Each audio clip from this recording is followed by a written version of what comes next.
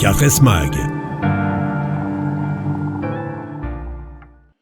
Fidèles téléspectateurs de Djeliba TV News et auditeurs de Djeliba FM, bonjour et bienvenue sur le plateau de Cates Mag, votre émission de santé, sécurité et sécurité sociale. Aujourd'hui, nous allons parler de la surveillance des employés sur les lieux de travail, et la protection des données à caractère personnel en droit malien. J'ai l'honneur et le privilège de recevoir sur ce plateau pour débattre cette thématique. À ma droite, M. Mokhtar Konaté. Il est inspecteur du travail et directeur régional du travail de Douanza. C'est bien ça? Bien ça. Bonjour M. Konaté. Bonjour M. Bienvenue sur le plateau de Cates Mag. Merci. À gauche, Dr Mohamedou Ali Aïdara. Il est chef service des affaires juridiques à APDP, oui, Autorité de protection des données à caractère personnel. C'est votre deuxième fois sur ce plateau. Oui. Encore bienvenue. Merci. Donc ensemble, nous allons voir la question sur la surveillance des employés sur les lieux de travail et la protection des données à caractère personnel. Merci. Docteur, je commence par vous. Qu'est-ce que le droit malien dit sur la surveillance des employés sur les lieux de travail? Merci beaucoup de nous avoir invités associés à ces débats. Je remercie mon co-débatteur, c'est mon encadreur. Donc, ce que le droit malien dit, d'abord, le thème, la surveillance des employés sur les lieux de travail et la protection des données à caractère personnel, ouais, nous devons retenir que ça soulève des problématiques, je dirais, aussi complexes que difficiles à cerner. Il s'agit surtout en ce qui concerne l'intérêt, surtout en ce qui concerne la mise en balance, parce que c'est deux intérêts ici, l'intérêt légitime, le droit légitime pour l'employeur de surveiller son lieu de travail et le respect du droit fondamental du salarié, qui est un droit si cher au droit international et à la Constitution malienne de 1992. Donc il s'agit de mettre en balance ces deux intérêts. Donc d'une part, l'intérêt de l'employé à surveiller son lieu de travail et l'intérêt le respect du droit fondamental à la protection de la vie privée et des libertés fondamentales du salarié. Donc, puisque nous savons que, comme je l'ai dit, l'employeur a le droit, bien entendu le droit de surveiller, de contrôler son lieu de travail sur la base, bien entendu, des éléments qui constituent les éléments qui constituent du contrat, les liens de subordination, donne le droit à l'employeur de surveiller, de contrôler ce qu'on appelle l'exécution des tâches confiées, qu'il a confiées aux salariés. Donc, d'une part, ça c'est d'une part, et d'autre part aussi, ce droit légitime pour l'employeur est un droit qui est encadré, puisque c'est un droit qui est encadré par beaucoup de textes législatifs, par beaucoup de textes législatifs maliens. Donc, il s'agit, si vous voulez surveiller votre lieu de travail, vous devez respecter un certain nombre de principes, à savoir les dispositifs installés doit avoir une finalité bien précise. Elle doit être installée de la manière la plus transparente possible. Et le dispositif qui va servir à surveiller ou bien à contrôler les lieux de travail doit être porté à la connaissance, c'est ce qui renvoie à la transparence, doit être porté à la connaissance du salarié. Donc, en quelque sorte, c'est un droit légitime, ce qu'on peut dire d'entrée en jeu, c'est un droit légitime pour l'employeur, mais ce droit légitime est encadré par des conditions, comme les juristes aiment le dire, des conditions du fond et des conditions de forme. Donc, je pense que quand on va rentrer dans les débats, on va essayer de développer ces principes qui encadrent bien entendu la surveillance des employés, la surveillance des lieux de travail, ou la surveillance des employés sur les lieux de travail. M. Konaté, il a parlé de dispositifs par rapport à la mise en place d'un système de surveillance ou des systèmes de surveillance. Je sais que l'inspection du travail est un acteur clé de ces dispositifs. Qu'est-ce que le Code du travail dit dans ce sens? Merci M. Faskoui. Bonjour à tous les auditeurs. Bonjour à mon co-débatteur. Effectivement, comme il a si bien dit, il y a l'article 13 du Code du travail qui constitue une problématique entre employeur et employé sur le sujet, parce qu'on sait qu'en vertu de cette disposition, l'employeur dispose du pouvoir de direction et d'orientation de son entreprise. À ce titre, l'employeur va dire qu'il faut que je me garantisse de tout ce que le travailleur peut commettre comme abus à mon égard et de pouvoir sanctionner. Et entre-temps, il y a eu la loi de l'APDP sur la protection des données à caractère personnel. Et le plus souvent, quand les inspecteurs de travail sortent pour des contrôles, ceux qui ont l'information, quand nous demandons est-ce que vous avez une autorisation pour cette surveillance, nous découvrons le plus souvent, malheureusement, que les employeurs aussi ignorent. Certains sont de bonne foi, mais il faut reconnaître que dans la plupart des cas, il y a le cas de mauvaise foi qui se manifeste. Parce qu'après nos contrôles, quand nous arrivons à informer les employeurs, ok, vous avez droit peut-être à faire des pointages, vous avez droit à filmer votre espace de travail, mais faudrait-il encore que vous approchiez l'agence pour la protection des données à caractère personnel et qu'on vous dise les conditions. Nous nous rendons compte 3 mois, 6 mois, 1 année après que beaucoup d'employeurs n'entreprennent pas cette démarche. Maintenant, nous, ça peut nous donner la possibilité d'infliger des pénalités, d'infliger des sanctions, des amendes. Mais nous sommes aujourd'hui en train de mettre beaucoup plus l'accent sur l'information, la sensibilisation. Et là, ce n'est pas votre rôle. Ça relève de l'APDP. Non, à ce niveau, Moutari vient d'évoquer un point très intéressant parce que là, c'est ce qui nous a amené, je pense que c'est en 2020, à faire une séance de travail avec les inspecteurs, les contrôleurs et puis les gestionnaires des ressources humaines. Parce qu'on a constaté une méconnaissance, comme j'ai l'habitude de le dire, notoire des dispositions qui encadrent la protection des données personnelles sur les lieux de travail. Bon, généralement, c'est-à-dire une méconnaissance même des dispositions relatives à la protection des données. Et c'est ce qui nous a amené, et c'est le lieu de saluer vraiment sincèrement les services en charge là, je dirais plutôt l'inspection du travail, surtout à travers Mokhtar, parce qu'on est saisi. On est saisi à chaque fois qu'il y a ces genres de situations, il les oriente vers l'APDP. Donc, voilà, donc c'est une méconnaissance. Mais si les employeurs, les entreprises doivent savoir, je parle bien des entreprises, que ce soit des personnes morales de droit privé, de droit public, elles doivent toutes savoir que si elles ont le droit de surveiller leur lieu de travail, bien entendu sur la base de l'article 13 du Code du travail, voilà, donc qui donne un certain pouvoir à l'employeur. Donc ils doivent savoir qu'il y a des dispositions à respecter.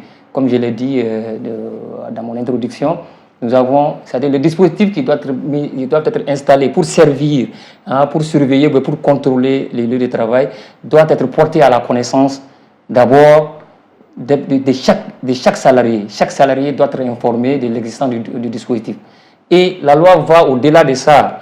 Donc maintenant, s'il y a des représentants du personnel, je parle sous le contrôle de M. Konaté, l'inspecteur du travail, je pense que c'est l'article 246 et 276, voilà, donc le suivant, si je ne me trompe pas, qui oblige l'entreprise,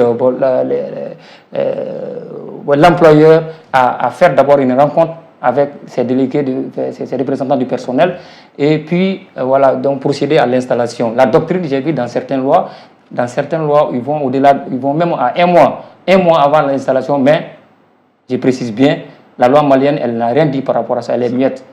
Donc elle est muette. Donc j'ai vu dans certaines lois, dans beaucoup d'autres lois, dispose que, c'est-à-dire un mois avant l'installation du dispositif de surveillance sur les lieux de travail, on doit tenir une rencontre avec les délégués, les représentants du personnel. C'est juste pour les informer. Ils ne peuvent pas s'opposer, puisque c'est l'intérêt légitime, c'est un droit légitime, même si le droit légitime est encadré, c'est un droit légitime de l'entreprise de surveiller, de contrôler, bien entendu, c'est-à-dire l'exécution des tâches qu'il a confiées à ses salariés.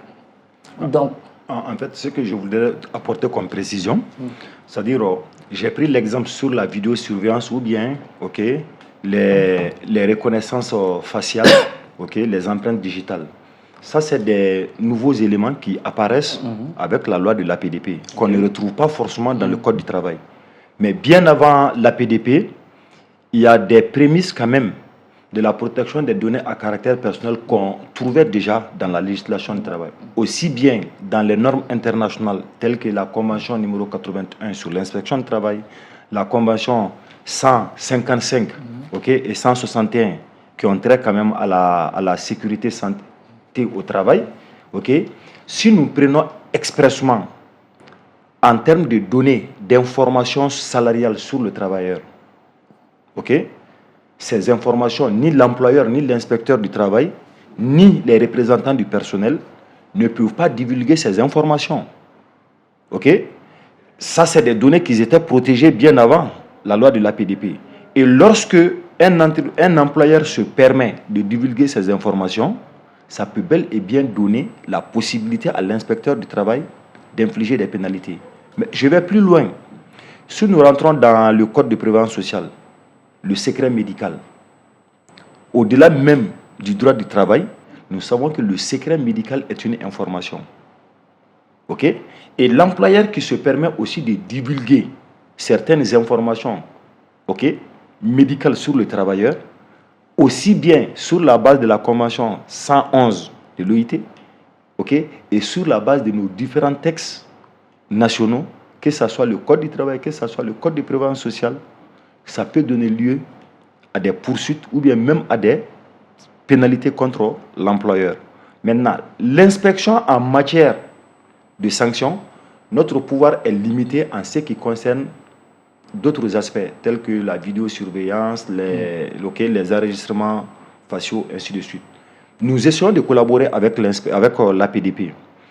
À plusieurs reprises, nous avons participé à des sessions d'information, organisées par l'APDP, souvent même des sessions qui ont été animées par M. Haïdara. Nous aussi, nous essayons de plus en plus, dans le cadre de la collaboration interservices. Souvent, quand les gens nous approchent, on leur dit « tel aspect n'est pas géré par l'inspection directement, faites référence à l'APDP. » Quand nous sortons pour des visites et qu'on constate que les autorisations n'étaient pas là, accordées, nous demandons au service de saisir. Donc, en matière de sanctions ou de pénalités, il y a des aspects qui peuvent venir directement de l'inspection du travail, en ce qui concerne la protection des données. Il y a d'autres aspects où nous sommes limités, où nous invitons les gens à saisir la PDP. Monsieur Konaté, souvent, il y a certains employeurs qui utilisent les données des access control, même de la vidéosurveillance comme preuve pour licencier un travailleur. Vous savez. Mais, et si l'entreprise n'est pas en règle vis-à-vis de la PDP, vous comprenez ce que je veux dire? Oui. Exactement. Comment ça se passe avec l'inspection du travail? Est-ce que c'est des preuves qui tiennent ou pas? En droit malien, aujourd'hui, c'est des preuves qui ne tiennent pas. Ouais. Mais comme je l'ai dit, nous sommes peu d'inspecteurs aujourd'hui au Mali informés sur l'APDP. Nous devrions organiser une sortie aussi bien pour, d'abord, former les inspecteurs du travail là-dessus. Nous en avons bénéficié auprès de l'APDP, mais beaucoup de nos collègues n'ont pas bénéficié des restitutions de notre part. Pourquoi? Il y a plusieurs raisons. On ne va pas les évoquer ici. Deuxième chose, souvent, il faut mettre les inspecteurs de travail en pratique sur ces choses. On voulait organiser avec l'APDP des sorties à travers les entreprises minières, faire le constat, voir la légalité, et après conseil. Mais on n'a pas pu faire. Aujourd'hui, toute entreprise qui nous saisit sur la base des enregistrements vocaux, sur la base des enregistrements, à travers des caméras, tant que la personne n'a pas l'autorisation de l'APDP, ça ne devrait pas servir de preuve.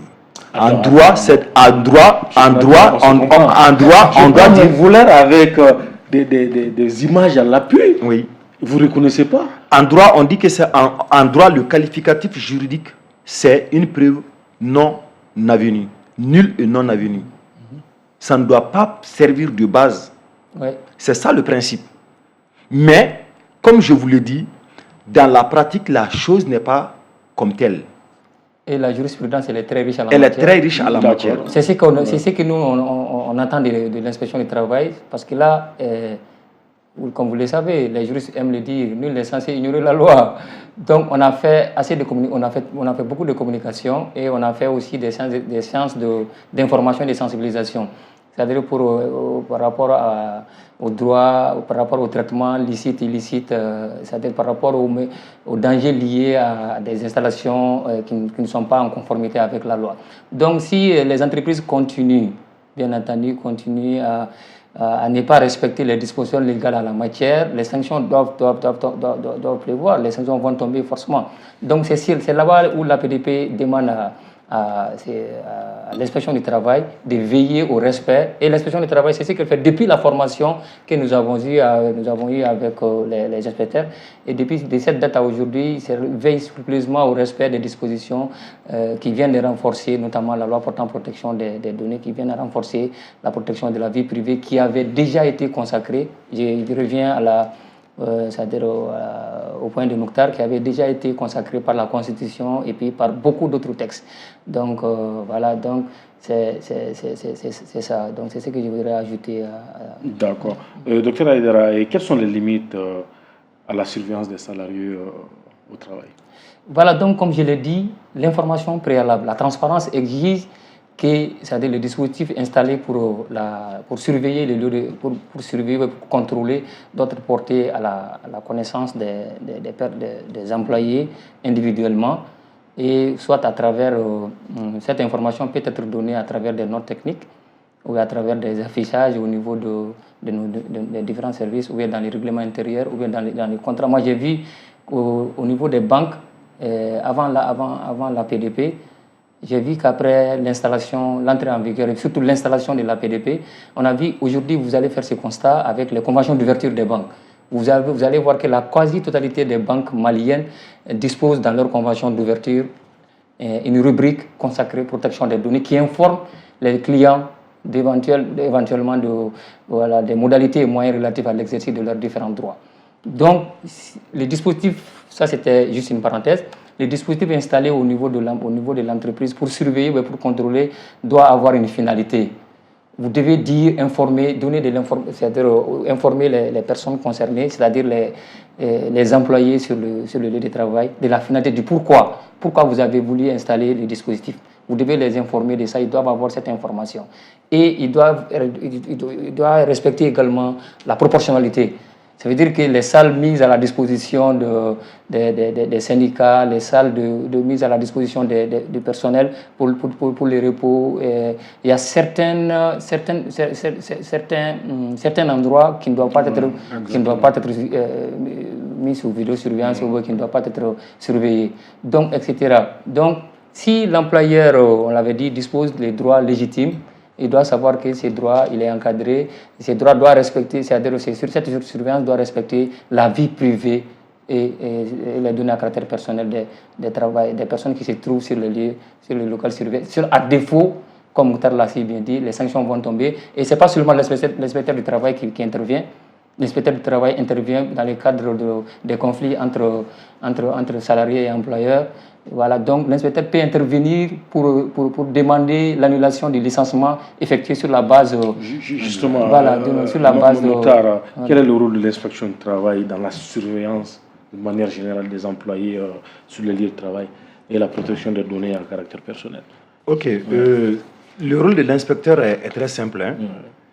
Au-delà de la législation du travail, tout ce qui a trait à la protection, à la santé du travailleur, à sa sécurité, l'inspecteur intervient. Oui. Donc, ça veut dire que quand nous intervenons, c'est sur un fondement des conventions internationales. Donc, on a aussi le rôle d'appui conseil aux partenaires sociaux. C'est surtout à cette phase d'information que nous essayons d'informer tout un chacun sur son droit, aussi bien l'employeur que les travailleurs, en ce qui concerne le respect des dispositions de la loi portant protection des données à caractère personnel. Aujourd'hui, notre rôle, on est comme une structure d'information et de sensibilisation. On ne se substitue pas à l'APDP. Cette mission, comme vous avez si bien le dire, c'est le rôle de l'APDP. Mais on a un cadre de collaboration entre nous qui nous permet d'intervenir dans ce cadre-là. Maintenant, tous les aspects qui ne sont pas prévus par le Code du travail, le Code de prévoyance, ok, nous ne pouvons pas agir sur ces trucs. Imaginez un employeur qui se permet de prendre la fiche médicale d'un travailleur, ok, et le diffuser sur les réseaux sociaux. C'est un exemple, je ne dis pas que ça s'est passé. Il va sans dire que la personne a déjà violé même une disposition du Code du travail. Si la personne ne savait pas, on a le devoir de l'informer qu'il ne faudrait pas que ça se passe parce que c'est interdit par un texte de loi. Beaucoup de textes. Il y a le code pénal qui interdit. Exactement. Il y a la loi portant répression de la cybercriminalité. Okay. Il y a la loi donc, et lui montrer aussi les implications contre sa personne. Parce qu'avant tout, nous sommes un service social, un service d'information. Okay. Donc, notre mission à l'égard des employeurs et des employés, aujourd'hui, c'est surtout l'information, la sensibilisation en premier lieu. Je pense qu'à ce niveau... Nous intervenons vraiment, il n'y a pas de problème à ce niveau. D'accord, mais est-ce qu'il vous arrive à gérer des conflits liés à la protection des données à caractère personnel au sein des entreprises? On a eu pas mal de cas. On a eu pas mal de cas. Ok. J'avais été saisi en 2017 d'un cas pour le licenciement d'un travailleur, mais qui était atteint du sida. Mais l'employeur était confronté à des difficultés. Faut-il produire le certificat médical ou à l'enquête, quand on a demandé, vous dites que la personne est atteinte de maladie. Mais l'inspecteur ne connaissant pas aussi cette maladie, était dans une position difficile pour pouvoir se prononcer. On a voulu rentrer en contact avec le médecin de la personne. Le médecin aussi dit non, il est tenu par le secret professionnel, bien sûr. Mais quand nous avions refusé, après c'est le travailleur là même qui nous a approchés de façon informelle pour nous dire, je ne vais pas donner le nom de la société et ni le nom de la personne ici, bien parce sûr. Que sans quoi moi-même je vais violer. Mais ça c'est un cas qui est arrivé. J'ai vu aussi l'APDP, il est arrivé même à l'APDP que sur la base des enregistrements illégaux, qu'un travailleur ait porté plainte auprès de l'APDP, et au niveau de l'inspection du travail, sachant que la structure avait été aussi sanctionnée par les tribunaux pénaux, ça veut dire que sa procédure était illégale. Au niveau de l'inspection du travail, on n'avait pas d'autre solution aussi que d'annuler le licenciement projeté par l'employeur. Donc ça, c'est deux cas parmi tant d'autres. Et souvent, certains travailleurs aussi nous ont saisi comme quoi que le caméra qui était quand même au niveau du service a pu filmer quelqu'un qui dormait sur le lieu du travail. Bon, quand on nous a produit ce cas, dans un premier temps, on a dit non, on n'est pas d'accord. L'employeur dit, même si moi je suis en illégalité vis-à-vis de l'APDP, mais les faits quand même. Mais quand j'ai essayé de lui expliquer que c'est une preuve irréfutée, non avenue, l'employeur ne comprenait pas. Bon, c'est vrai. Mais est-ce qu'il était au courant de l'APDP? L'intéressé n'était pas au courant. Voilà. C'est à partir de là qu'on l'a informé. Mais finalement, quand on a même envoyé le dossier au tribunal, le travailleur dit non, les images étaient illégales.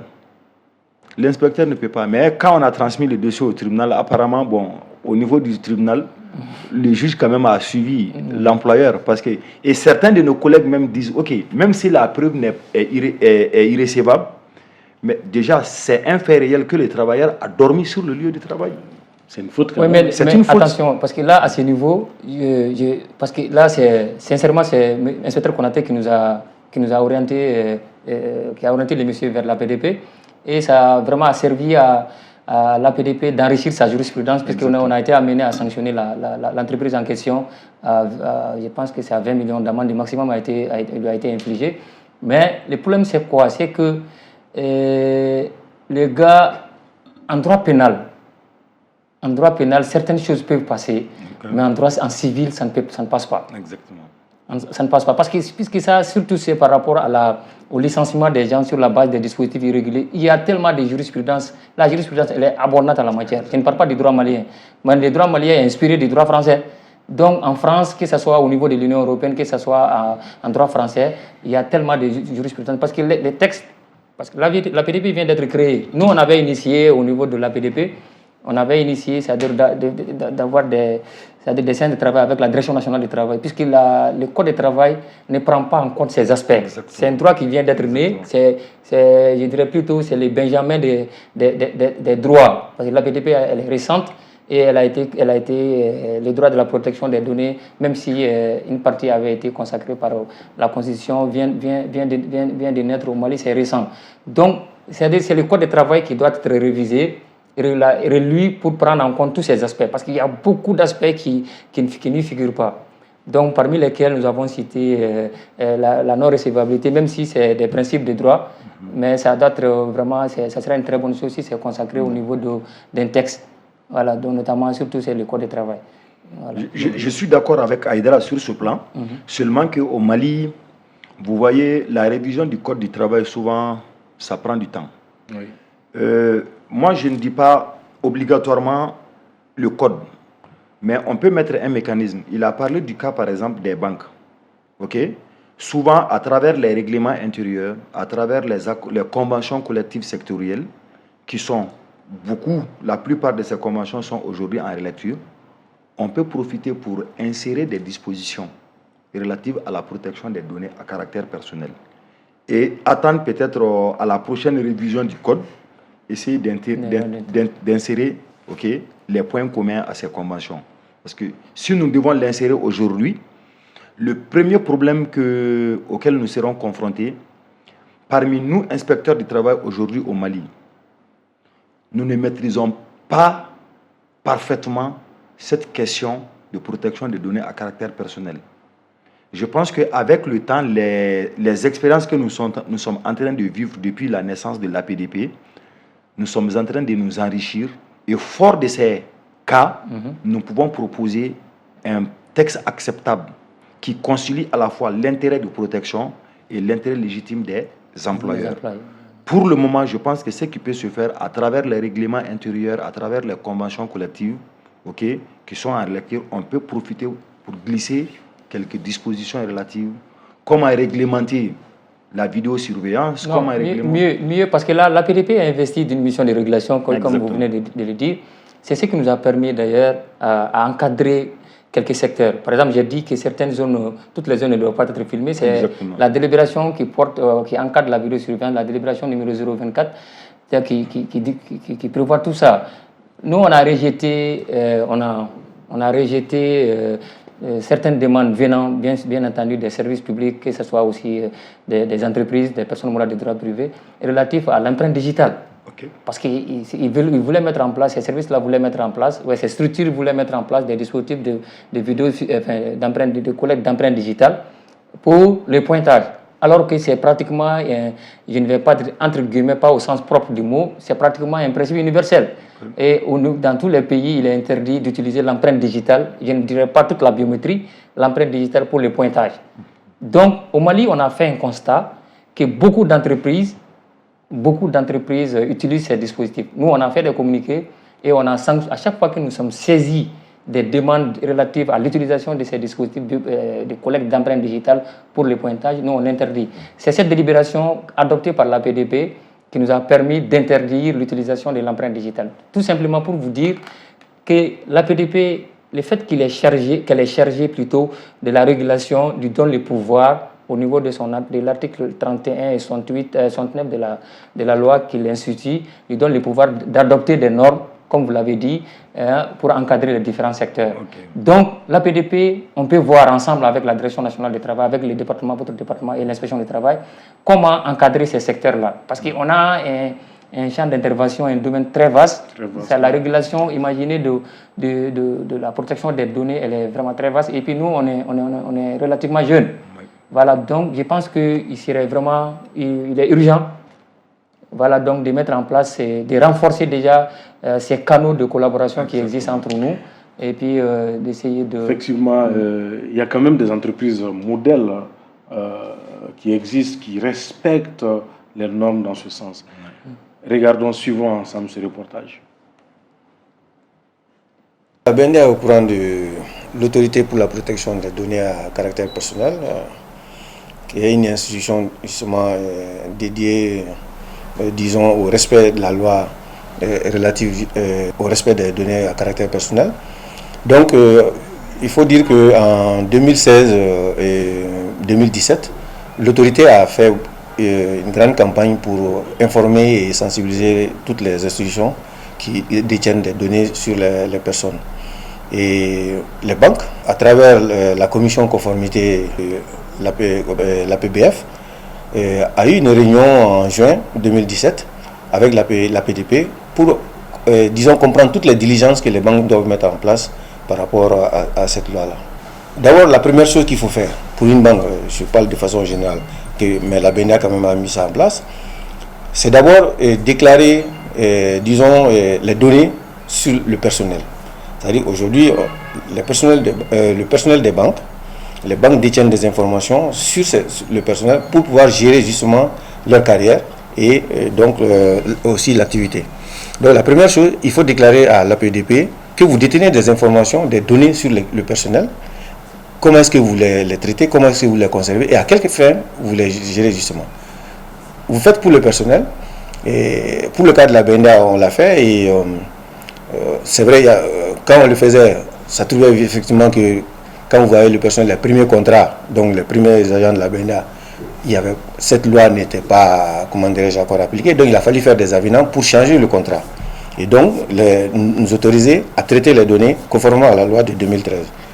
Mais il faut aussi faire pour l'activité normale, c'est-à-dire que la base clientèle. On fait ce qu'on appelle une déclaration normale. Donc l'APDP va dire quoi? Il va dire quelles sont les données que vous tenez sur les clients. Qu'est-ce que vous en faites? À quelle fin donc vous l'utilisez? Comment est-ce que vous les conservez? Est-ce que vous les échangez avec d'autres structures?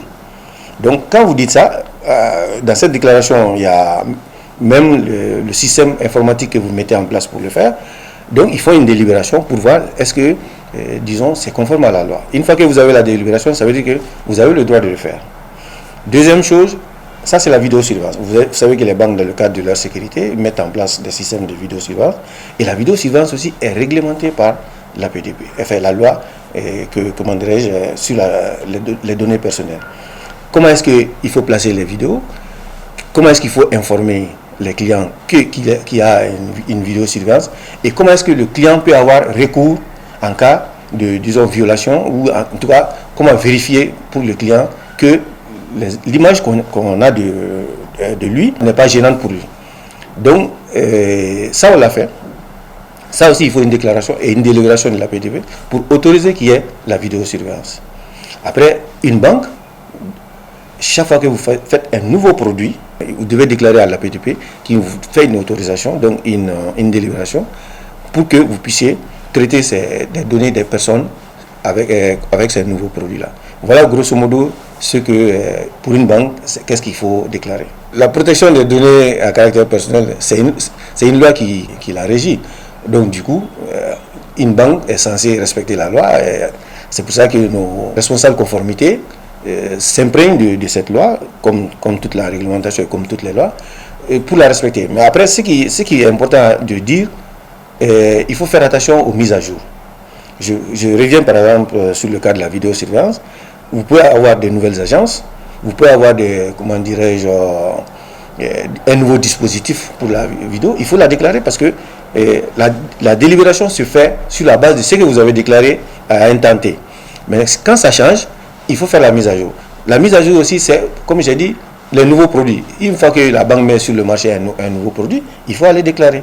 Il faut faire attention à ces aspects-là. Oui, très intéressant. C'est le premier responsable d'une banque qui parle comme ça. Il est vraiment à l'aise. Mais je vous rappelle qu'il a été directeur de conformité avant d'occuper le poste de directeur général. Votre réaction? Non, ben, c'est très bien parce que là, quand on commençait, on a beaucoup travaillé avec la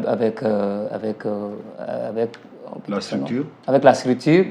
Voilà, donc à l'époque, c'est lui qui s'occupait, c'est l'actuel directeur qui s'occupait des trucs de conformité. Donc c'est quelqu'un qui maîtrise vraiment le domaine. On n'a rien à.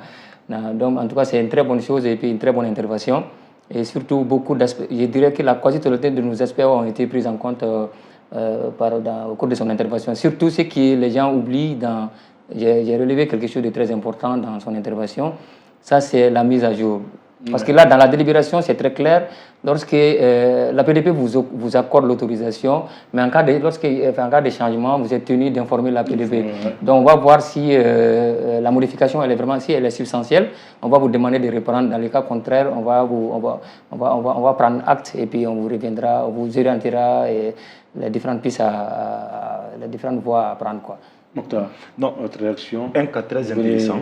D'écouter le directeur. Très intéressant à encourager. Et je pense que c'est une entreprise citoyenne.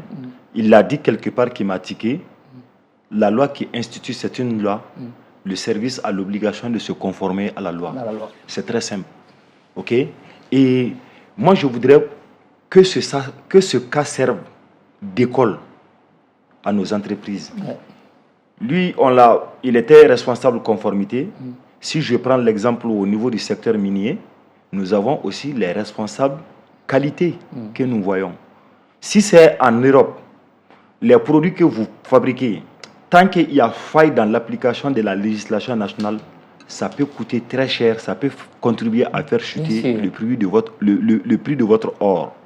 Donc, ça veut dire que c'est un cas de jurisprudence, c'est une école. On peut se servir de leur expérience pour aborder le secteur privé. Vraiment très intéressant.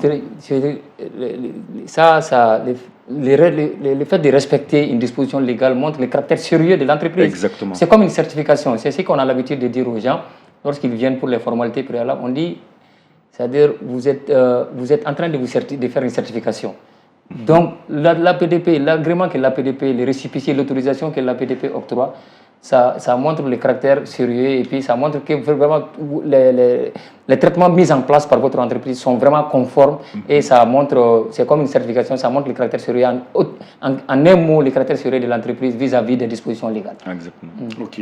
Et vous avez dit dans une de vos publications, je cite, la surveillance des employés corollaire des pouvoirs de direction de l'employeur. Oui. Vous avez dit aussi, je cite, la surveillance du lieu de travail est un droit légitime encadré pour l'employeur. Pour l'employeur. Oui. Qu'est-ce que vous voulez dire par là? La surveillance du lieu de travail, Mokhtar l'avait dit, c'est l'article 13 qui donne ces pouvoirs-là à l'employeur. Les liens de subordination, c'est-à-dire dans les éléments qui constituent des contrats, il y a cet élément qui est très important, comme tous les autres éléments, mais c'est un élément très important en matière de surveillance. Parce que c'est les liens de subordination qui donnent le pouvoir à l'employeur de surveiller l'exécution des tâches qui lui a été confiées. Donc, ces pouvoirs que lui donnent les liens de subordination permettent à l'employeur de surveiller et de contrôler son lieu de travail. Mais tout en contrôlant, il doit savoir que ça a des limites, c'est encadré. C'est pourquoi on a dit que c'est un droit légitime qui est corollaire du droit, qui est corollaire du lien de subordination, mais c'est un droit qui est un droit légitime qui est encadré. Donc ça veut dire que l'encadrement, c'est autre chose que le respect des principes. On a dit, vous êtes autorisé, vous êtes habilité, pas autorisé, vous êtes habilité à installer un dispositif de vidéosurveillance. Mais à condition, bien entendu, d'informer les personnes qui sont concernées. Vous êtes habilité à installer, vous avez le droit d'installer un dispositif de contrôle d'accès par biométrie par barre, mais à condition que l'utilisation de la biométrie à travers l'empreinte digitale ne soit pas utilisée pour le pointage. Mais ça peut être utilisé pour le contrôle d'accès à des zones sensibles. Par exemple, la salle serveur, la salle des coffres forts, la salle des produits vraiment. Donc, on peut mettre en place l'utilisation de la biométrie, du dispositif biométrique, mais à condition que ça ne soit pas étalé à tout le personnel. Parce que s'ils étalent à tout le personnel, la finalité peut changer. C'est pourquoi on a demandé le respect de la finalité, c'est-à-dire la détermination d'une finalité légitime, d'une finalité en matière de collecte et de traitement des données. Donc, c'est ce qui contourne, c'est ces garde-fous qui permettent d'encadrer ces droits légitimes, sinon les entreprises vont quand même abuser. Oui. Elles vont abuser. En fait, c'est un droit légitime, parce que pour se sécuriser, il y a certaines choses qu'il faut faire. Mais il faut que nos employeurs comprennent. On ne leur dit pas qu'ils n'ont pas le droit de le faire. Vous avez le droit de le faire, mais voilà les conditions, voilà les procédures, voilà les formes qu'il faut respecter, c'est tout. Et c'est ce qui n'arrive pas à être compris. Par exemple, moi j'ai vu un cas, j'ai causé avec un ami qui est dans une mine. Il me dit souvent, il y a certaines lois dans ce pays qui ne sont pas sérieuses. Je dis comment? Il me dit par exemple, on me dit que les données ne doivent pas être conservées au-delà d'un certain délai. Par exemple, si nous prenons l'article 131 du Code du travail qui porte sur le registre d'employeurs, c'est un document qui doit être retenu peut-être pendant plus de 30 ans. Et le Code a prévu un délai de 5 années de conservation après la dernière mention. Il me dit, voilà, les lois de la République même se contredisent. Je dis non, c'est parce que vous n'avez pas la bonne information. L'article qui prévoit un délai de maintien dit aussi, à moins que les textes spécifiques dans ces domaines ne prévoient un autre. En tout cas, tout est clair. Donc c'est pour vous dire que la crainte et la peur que les gens ont, c'est juste une question d'information. Et les entreprises qui le font, elles se sécurisent elles-mêmes. Ah, bien sûr. Parce que si vous donnez les informations, les finalités sur lesquelles ou pour lesquelles vous utilisez ces données, si demain les informations se retrouvent ailleurs, on pourra faire la part entre votre responsabilité et celui qui est à la base de cette divulgation. L'information peut être divulguée non pas parce que vous l'avez fait. Ça peut ne pas être même du cadre de votre entreprise. Mais si vous donnez les informations, l'APDP a les moyens de mener des enquêtes pour savoir est-ce que la fuite vient de vous ou pas. Mais si vous refusez de faire cette déclaration, le jour où un travailleur va vous attaquer, que ce soit devant l'APDP, que ce soit devant l'inspection, si le cas rentre dans son champ, ou bien devant les tribunaux pénaux, c'est votre responsabilité personnelle qui sera engagée. Surtout que dans son intervention, le directeur de la BNDA a parlé de la délibération. Donc c'est cette délibération, elle est élaborée sur la base du contenu du formulaire. Okay. Parce que c'est le formulaire qui informe l'APDP, le formulaire que vous renseignez lors des formalités déclaratives, ces formulaires que vous déposez à l'APDP. Okay. Donc le contenu du formulaire, c'est chapitre par chapitre. C'est les différents principes de la loi, les principes édictés au niveau de l'article 7. Donc la délibération, elle est élaborée sur la base de ces principes-là. On regarde, est-ce que la finalité que lui, il s'est donnée pour le dispositif pour la surveillance de son lieu de travail, est-ce que cette finalité est conforme avec la finalité décrite par la loi. Okay. Donc la délibération au niveau des mesures de sécurité, Mokhtar avait parlé de la traçabilité, en quelque sorte, indirectement. Parce que là d'où vient la fuite, c'est la traçabilité. Donc, on demande à l'entreprise de préciser qui ont accès aux données. Donc, si l'entreprise fournit ces informations, et en cas de fuite, l'APDP, bien entendu, avec les investigations, saura d'où vient la fuite. Parce que déjà, il est précisé dans les formulaires que l'entreprise dépose au niveau de l'APDP. Il est mentionné que, c'est-à-dire un tel service a accès aux données, la nature du traitement opéré par ces services est aussi précisée. Okay. Donc, en dehors de ces services, si vous voulez changer les profils, les habilitations, bien entendu, sur la base des profils, donc vous êtes tenu d'informer l'APDP sur les changements qui vont intervenir, d'où l'actualisation que M. Marie avait évoquée dans son intervention. La mise à jour. Voilà. Donc, en quelque sorte, l'accomplissement des formalités préalables auprès de l'APDP, c'est-à-dire montre le caractère regardant sérieux de l'entreprise vis-à-vis des dispositions légales à la matière. Exactement. Et surtout, c'est comme je l'ai dit, je répète encore, c'est comme une certification. Exactement. Parce que nous, on a vu beaucoup de cas et des entreprises qui ont été refusées par des services ou bien des situations de l'État même qui avaient été bloquées uniquement parce qu'il n'y avait pas l'autorisation de l'APDP. Et des entreprises, c'est-à-dire qui sont des succursales au Mali et dont leurs maisons mères sont ailleurs. Okay. Donc maintenant, ces entreprises, la plupart des cas, ces entreprises-là qui font recours pour aller demander, puisqu'ils savent ce que c'est que l'autorisation de l'APDP en Europe. c'est 4% du chiffre d'affaires mondial de l'entreprise, ou 20% d'euros, 20 millions d'euros. Une entreprise qui n'accomplit pas, aujourd'hui, qui est en porte-à-faux avec les dispositions du RGPD, du Règlement général européen sur la protection des données.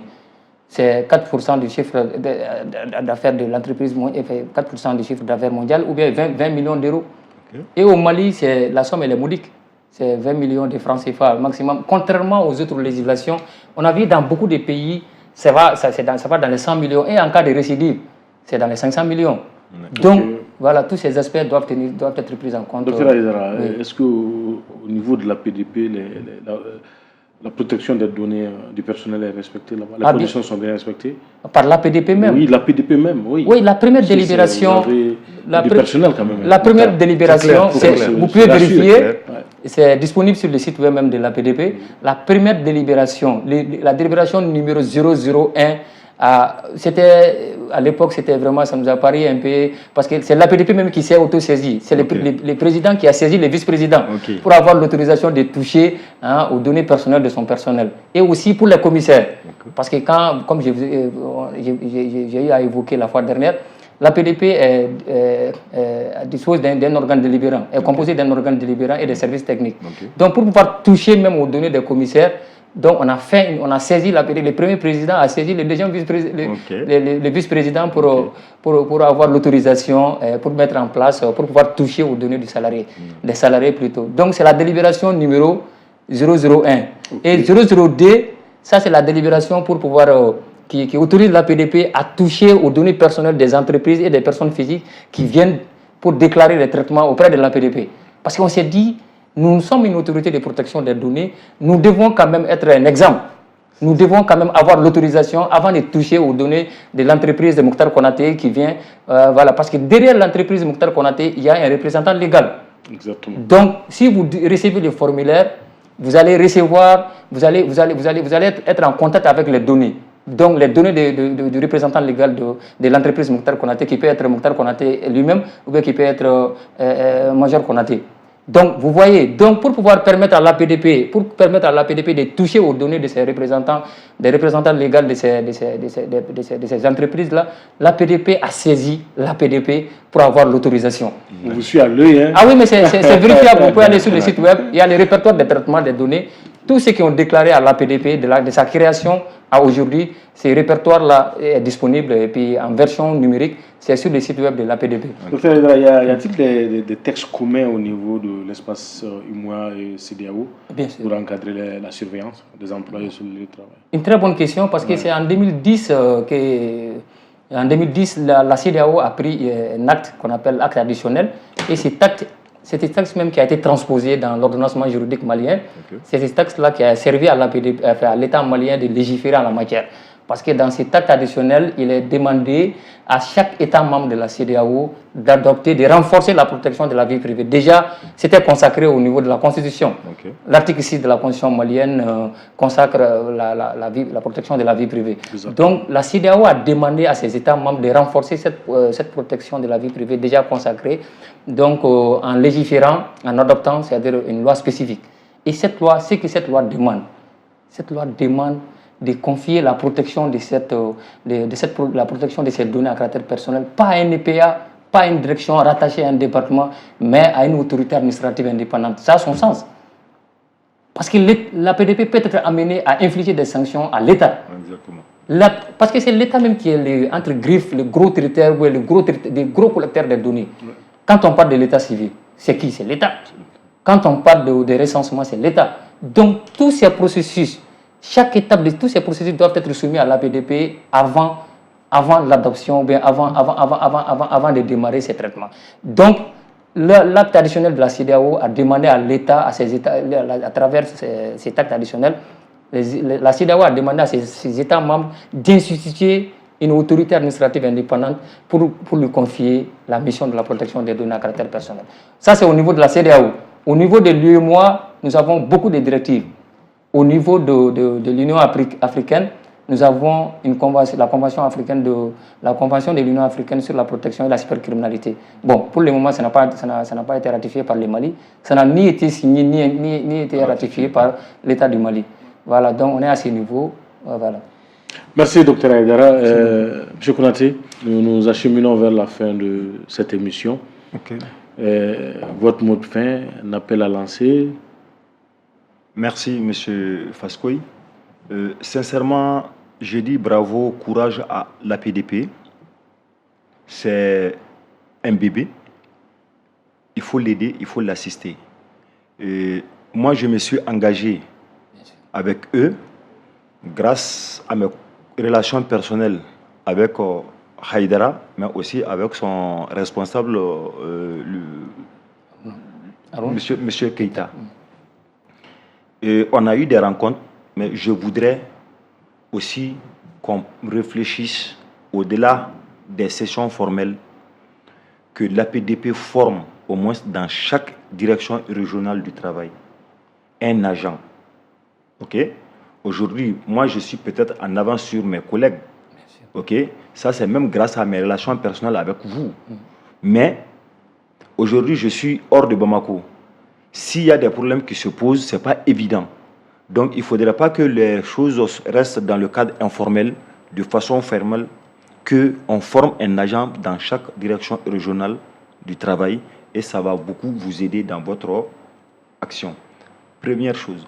Deuxième élément, là où je voudrais aussi attirer votre attention, chaque fois que vous faites des délibérations sur les questions de la surveillance du milieu du travail, essayez d'envoyer le plus tôt possible l'information au niveau de la direction nationale qui va se charger de relayer aux directions. Ça va nous permettre aussi d'être à la page et de suivre l'évolution de la législation et des pratiques à votre niveau. Surtout aussi, je vais lancer un appel beaucoup au niveau des entreprises. Les gens ont peur, mais il n'y a rien qui doit faire peur aux entreprises. Qu'elles viennent. Je sais, quand elles viendront, elles auront des appuis au niveau de l'APDP. Je sais que vous êtes disponible, M. Aïdara, juge Keïta, ok? Et quand nous aurons aussi des personnes formées là-dessus au niveau des inspections, ces personnes aussi seront disponibles. C'est pour les assister, c'est pour les aider, ok? L'État n'a pas fait ça pour leur créer des problèmes. C'est pour leur faciliter les choses, c'est pour les protéger. Donc, si cela est compris, je pense que l'APDP aura un très bel avenir devant elle. Et c'est ça l'objectif. Les travailleurs aussi, au-delà même des travailleurs, le simple citoyen qui reste sur son lieu de service, qui enregistre aussi la voix des usagers, que chacun comprenne qu'on peut être exposé à des sanctions. Donc, nous avons le droit de respecter la loi de notre pays, la loi instituant l'APDP, la loi instituant la protection des données à caractère personnel. C'est une loi comme n'importe quelle autre loi de la République et nous avons le devoir de l'appliquer. Donc, vraiment, courage à vous. Et aussi, un dernier mot à l'animateur, à la chaîne. Sincèrement, qui joue un rôle de sensibilisation et d'information pour le pays. Moi, je suis à l'intérieur du Mali. Je sais que c'est une chaîne qui est très bien suivie. Aujourd'hui, cette émission est beaucoup suivie. Je n'ai pas fait de statistiques, mais dans ma région, je sais que c'est suivi, surtout les questions santé, sécurité, emploi. Nous les encourageons. OK? Et peut-être la prochaine fois, on va les inviter à venir faire une émission à Douanza. Pourquoi pas? Vraiment, courage à vous. Merci. Il n'est pas facile de parler après mon encadreur. Il a tout dit.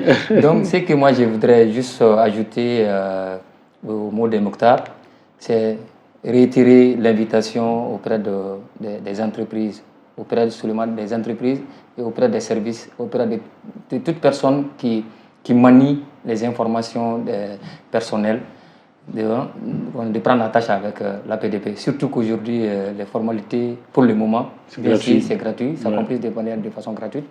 Donc, de prendre attache, parce que là, c'est très important.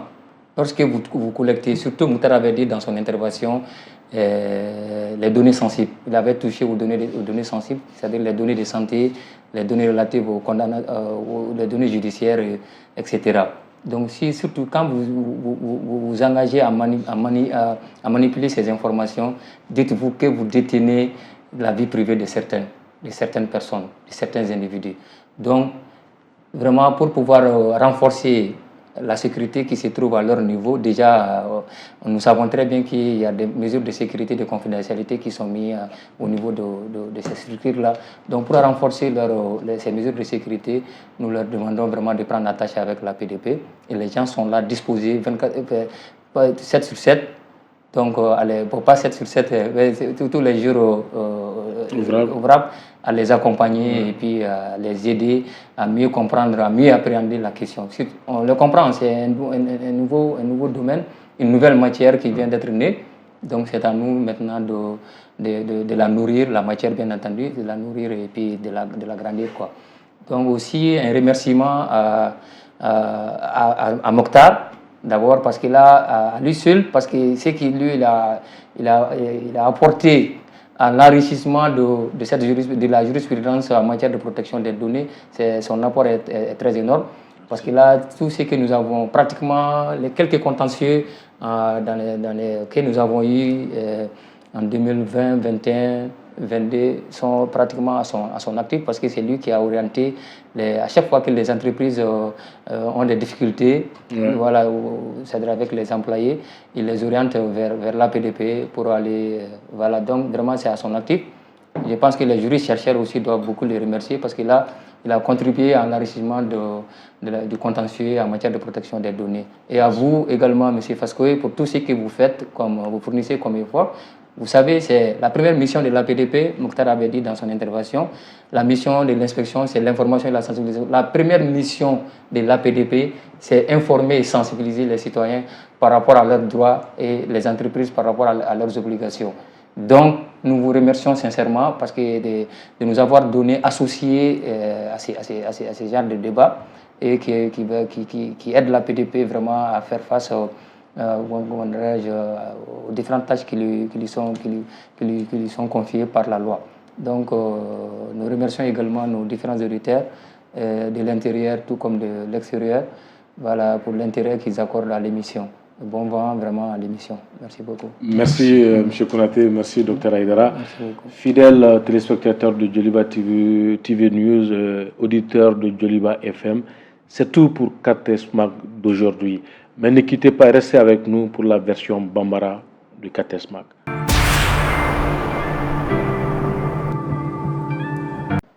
Iniche ika onyingal la Mali sharia ye barakelaw ka barakero koloshili pour que ka barakelaw ka baraketu ga jetemine angongo deba konna la angongo hake mumbe barakero tigi bolo parce que barakero ni contrat mumbe barakela ni barakero tigi che o contrat va permettre barakero tigi mu ye mogo bla barala aka barakela ka bara contrôler n'a sɔrɔ a bɛ ka baara kɛ ka ɲɛ ou bien n'a tɛ ka ɲɛ o contrat in kɔnɔna la fɛn élément dɔ b'o la an b'a fɔ o ma ko lien de subordination an ko n ko lien de subordination de b'a to a bɛ se ka a ka baarakɛla ka baara jateminɛli la a bɛ se ka na ni subahana mansinw ye a bɛ se ka na ni fɛnw ye dispositif ye mun b'a permettre ka baarakɛyɔrɔ kɔlɔsi mais an ko n ko a ka hakɛ don mais a ka hakɛ mun don a hakɛ in a tɛ ko n'a fɔ hakɛ don ko dan de hakɛ mun na dan b'a la